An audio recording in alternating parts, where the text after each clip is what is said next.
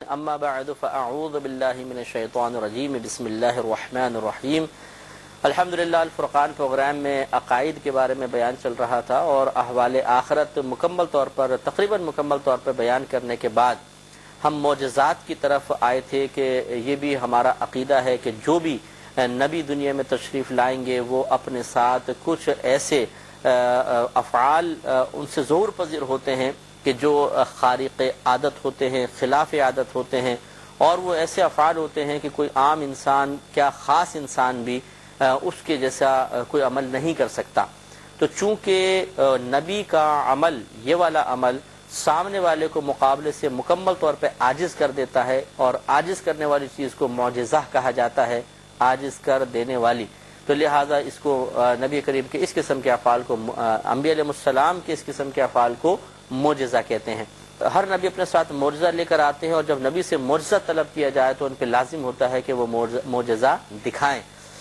ہم نے نبی کریم صلی اللہ علیہ وسلم کے معجزات کا سب سے پہلے انتخاب کیا کہ آپ کی خدمت میں عرض کریں، اور یہ پہلے بھی بتایا تھا کہ جب ہم نبوت کے سلسلے میں بیان کر رہے تھے اس میں بھی کچھ معجزات کا تذکرہ ضرور کیا گیا تھا، لیکن ہم چاہتے ہیں کہ اس پہ ذرا تفصیلی اور کلام ہو جائے، تو علیحدہ اس کا ایک ٹاپک رکھا گیا تاکہ ہمارے ذہن میں اور خصوصاً ہماری نسلوں، نوجوان نسل کے ذہن میں یہ بات راسخ ہو جائے کہ معجزہ حق ہے اور معجزے کا انکار کرنا شرعاً جائز نہیں ہے۔ جو مطلقاً انبیاء علیہ السلام سے معجزات کا انکار کر دے گا، فقہا نے اس کو کافر قرار دیا ہے کہ معجزے کا انکار کرنا کفر ہے، کیونکہ قرآن سے ثابت ہے، لہٰذا معجزے کا انکار نہیں کیا جا سکتا، یہ بھی ذرا ضمناً بات ذہن میں رہے۔ تو ہم جو اب معجزہ عرض کر رہے تھے وہ بخاری کی ایک روایت تھی کہ حضرت عبداللہ بن سلام رضی اللہ تعالی عنہ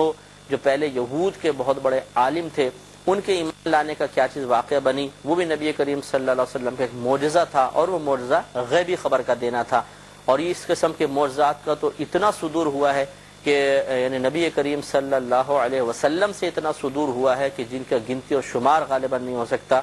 مبالغتاً میں عرض کر رہا ہوں کہ بہت کثیر، بہت ہی کثیر، اور یہی چیز پھر ان کے ایمان لانے کا سبب بنی۔ تو عبداللہ بن سلام رضی اللہ تعالی عنہ کہتے ہیں کہ جب یہ نبی کریم وہاں پر آئے تو میں نے ان سے 3 کویسچنز کیے، اور یہ صرف نبی ہی اس کا جواب بتا سکتا تھا، ان کو اتنا علم تھا۔ ان میں پہلا سوال یہ تھا کہ قیامت کی سب سے پہلی نشانی کیا ہوگی، دوسرا یہ کہ جنتی جنت میں جانے کے بعد سب سے پہلے کیا چیز کھائیں گے، اور تیسرا یہ کہ بچہ اپنے ماں یا باپ میں سے کسی ایک کی یا دونوں کی مشابہت کس چیز کی بنا پر اختیار کر لیتا ہے۔ تو نبی کریم صلی اللہ علیہ وسلم نے ارشاد فرمایا کہ قیامت کی پہلی نشانی وہ آگ ہے جو لوگوں کو مشرق سے مغرب تک پہنچا دے گی، اور وہ پہلا کھانا جسے جنتی لوگ کھائیں گے وہ مچھلی کی کلیجی کا کنارہ ہوگا۔ اور اس کے بعد سرکار نے تیسرے سوال کا جواب دیا کہ جب مرد کا پانی عورت کے پانی پر غالب ہو جائے تو مرد بچے کو اپنی جانب کھینچ لیتا ہے، اور جب عورت کا پانی مرد پر غالب ہو جائے تو وہ بچے کو اپنی طرف کھینچ لیتی ہے، یعنی جس کا پانی غلبہ پا جاتا ہے بچے کی مشابہت زیادہ اس کی طرف ہوتی ہے۔ تو چنانچہ یہ نبی کریم صلی اللہ علیہ وسلم نے تینوں جواب دیے تو وہ سمجھ گئے، اور یہ جواب ایسا نہیں ہے کہ یہ پہلے جواب نہیں تھے، صرف نبی کریم صلی اللہ علیہ وسلم نے دیے، کیونکہ اگر ایسا ہوتا تو اس کی کیا اس کا معیار ہوتا کہ یہ جواب بالکل درست ہیں۔ تو حضرت عبداللہ بن سلام رضی اللہ تعالیٰ عنہ کو اس کے جوابات معلوم تھے، پچھلی کتب میں درج کیے گئے تھے، اللہ کی طرف سے درج تھے، اور ان کو معلوم تھا کہ یہ بات صرف نبی ہی بتا سکتا ہے، اس کے علاوہ کوئی نہیں بتا سکتا، تبھی کویسچن کیے۔ اور جب نبی کریم صلی اللہ علیہ وسلم کے جوابات پچھلے آسمانی کتب میں درج جوابات کے موافق ہو گئے تو پھر آپ نے کہا کہ میں گواہی دیتا ہوں کہ اللہ کے سوا کوئی معبود نہیں، اور بے شک آپ اللہ عز و جل کے رسول ہیں، تو فوراً ایمان لے آئے۔ اور یہ آخری قصہ دلچسپ ہے کہ انہوں نے کہا کہ یا رسول اللہ صلی اللہ علیہ وسلم، یہ یہود جو ہیں یہ بہتان لگانے والی ایک قوم ہے،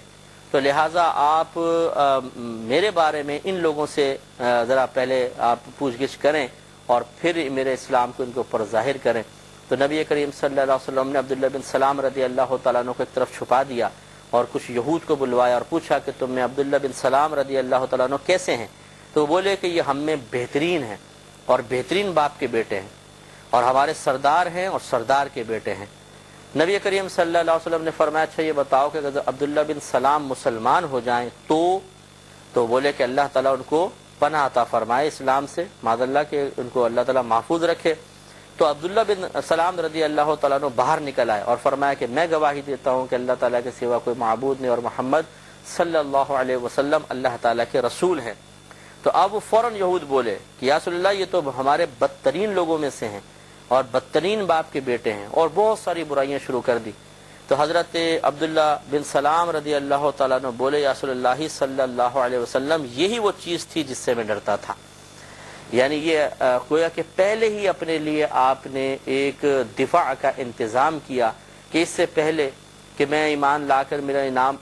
اسلام لانا مشہور ہو اور پھر یہ آ کے نبی کریم کے سامنے آ کے الٹی سیدھی باتیں کریں، پہلے ان کی زبان سے حق نکلواؤ۔ تو اس لیے آپ چھپ گئے اور حق نکلوایا، اور پھر جب آپ سامنے ظاہر ہوئے تو پھر انہوں نے بہتان لگانا شروع کیا۔ تو اس سے معلوم یہ ہوا کہ کسی کی حقیقت، اچھی حقیقت کو، اس کے اچھے اوصاف کو چھپا کر صرف بہتان تراشی کرنا یہ ہمارا اسلامی طریقہ نہیں ہے، بلکہ یہ غیر مسلموں کا طریقہ ہے۔ اللہ تعالیٰ اس سے محفوظ فرمائے۔ ایک اور معجزہ جو نبی کریم صلی اللہ علیہ وسلم کا ظاہر ہوا، ایک غیبی خبر جو غزوہ بدر کے موقع پر ظاہر ہوئی، وہ بھی بیان کی گئی ہے۔ یہ مسلم کی روایت ہے اور حدیث نمبر 5619 ہے۔ صحابہ کرام اس کے راوی انہی سے یہ روایت ہے، حضرت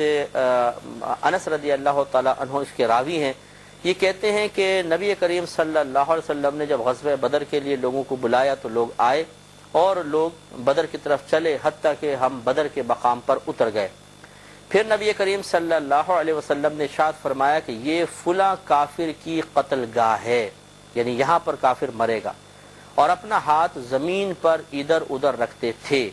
راوی نے کہا کہ ان میں سے کوئی بھی شخص نبی کریم صلی اللہ علیہ وسلم کے ہاتھ کی جگہ سے نہیں ہٹا، یعنی سرکار نے فرمایا یہاں یہ کافر مرے گا، اس مقام پہ یہ کافر مرے گا، اس مقام پہ یہ کافر مرے گا، اور ابھی جہاد شروع نہیں ہوا۔ راوی کہتے ہیں کہ جب جہاد ہوا تو جہاں نبی کریم نے دست مبارکہ رکھا تھا اور کافر کے گرنے کی خبر دی تھی، اسی مقام پر کافر گرا۔ اس سے معلوم ہوا کہ بعطاء الہی نبی کریم صلی اللہ علیہ وسلم غیبی خبریں جانتے ہیں، مستقبل کا حال جانتے ہیں، جانتے ہیں کہ کل کیا ہوگا۔ یہ کہنا کہ معاذ اللہ نبیوں کو یا خصوصاً نبی کریم صلی اللہ علیہ وسلم کو تو کل کے بارے میں بھی خبر نہیں، یہ بالکل غلط بات ہے، غیر درست بات ہے، کیونکہ ہم نبوت کے بیان میں تفصیلی طور پہ کلام کر چکے ہیں کہ نبی تو ہوتا ہی وہ ہے جو غیبی خبر دیتا ہے، ورنہ امتی اور نبی میں فرق کیا رہے؟ نبی تو آتا ہی وہ ہے جو پوشیدہ امور کو لوگوں کے سامنے پیش کر کے ان پر ایمان لانے کی دعوت دیتا ہے کہ اس غیب پر ایمان لے آؤ، اور یہ لوگوں کے لیے امتحان ہوتا ہے۔ جیسے ہمارے نبی کریم صلی اللہ علیہ وسلم نے ہمیں اللہ پر ایمان لانے کا حکم دیا۔ اب کیا ہم نے اللہ کو دیکھا ہے؟ لازم بات ہے نہیں دیکھا۔ کیا ہم نے قرآن کے نزول کو دیکھا تھا؟ نہیں دیکھا۔ ہمارے نبی کریم صلی اللہ علیہ وسلم نے بتایا تمہارا ایک رب ہے، اس پر ایمان لاؤ، یہ کتاب اللہ تعالیٰ کی ہے، اس پر ایمان لے آؤ، یہ قرآن، ہم نے تسلیم کر لیا۔ اسی طرح نبی کریم صلی اللہ علیہ وسلم نے جنت کے بارے میں، دوزخ کے بارے میں، جنوں کے، فرشتوں کے، عذاب قبر کے بارے میں، میدان محشر کی تفصیلات بیان کی۔ سب غیبی امور ہیں، ہمیں نہیں پتا کہ واقعی ایسا ہوگا کہ نہیں ہوگا، ہے کہ نہیں ہے۔ نبی کریم صلی اللہ علیہ وسلم نے بیان فرمایا تو ہمیں علم حاصل ہوا، اور اس علم کی بنیاد پر ہم یقین رکھتے ہیں کہ ایسی چیزیں ہیں۔ ہم نے اپنے آنکھوں سے نہیں دیکھا، حصی طور پہ کسی کو محسوس نہیں کیا ہے۔ شاید ایک شخص پوری زندگی فرشتوں کے ساتھ رہنے کے باوجود زندگی گزار دے، لیکن اسے فرشتوں کی موجودگی کا احساس نہ ہو، کیونکہ ان کی کوئی اسمیل نہیں ہے، کوئی خوشبو نہیں ہے، وہ ان کی آواز سنائی نہیں دیتی ہے، ان کی جسم کی یا بدن کی حرارت گرمی محسوس نہیں ہوتی ہے۔ ایسا نہیں ہوتا کہ فرشتہ قریب سے گزرے تو ہوا ایک دم جیسے کوئی گزرتے ہوئے ہوا آ جاتی ہے، ایسا ہمیں محسوس ہو، کچھ بھی نہیں ہوتا۔ لیکن ہمارے نبی کریم صلی اللہ علیہ وسلم نے خبر دی تو ہم تسلیم کرتے ہیں کہ بس بالکل ہیں فرشتے، ہم مانتے ہیں۔ تو غرض ہے کہ یہ بھی غیبی خبر دینا نبی کریم صلی اللہ علیہ وسلم کا ایک بہت بڑا معجزہ ہے۔